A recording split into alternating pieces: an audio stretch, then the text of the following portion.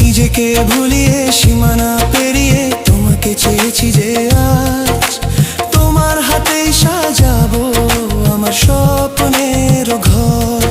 আমি তোমার প্রেমে পড়ে দুনিয়া ভুলে গেছি।